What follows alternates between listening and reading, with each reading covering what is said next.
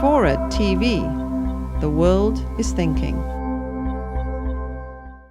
And nuclear proliferation is about to go crazy. If a certain number of countries get them, then the rest of the countries. There's like 30 nations that could go nuclear weapons tomorrow if they wanted to. I can just start with Mexico, Canada, Germany, Japan, Indonesia. The list is a mile long. And there have been 4 countries that had nuclear weapons that have already gotten rid of them. I had I've been working on this for 25 years, and when I started, people said, you can't get rid of nuclear weapons. They're here, we need them for deterrent. But this was back when they first started saying that. There were only 2 countries that had them, Russia and the United States, and since then we've had all that proliferation. But Kazakhstan, Ukraine, and Belarus, and South Africa all had nuclear weapons and all gave them up voluntarily. And without much fuss. They're just too dangerous. I mean, how many people, this is a room full of people, World Affairs Council, I love the World Affairs Council, it's a great organization.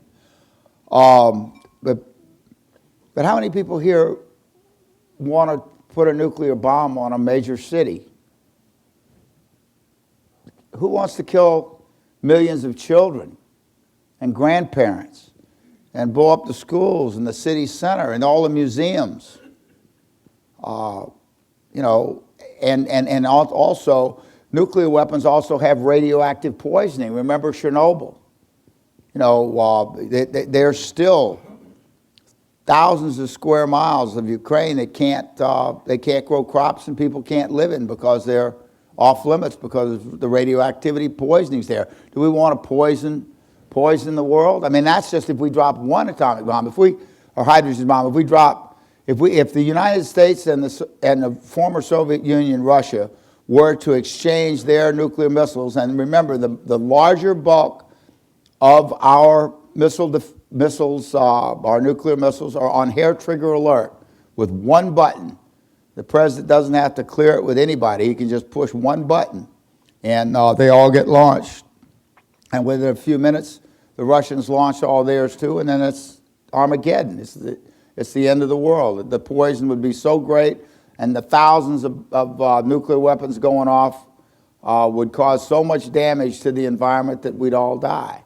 I mean, is that what we have designed, built, and deployed and armed our own suicidal destruction? Now, is that smart? No. So why don't we get rid of them while we still can before they get rid of us?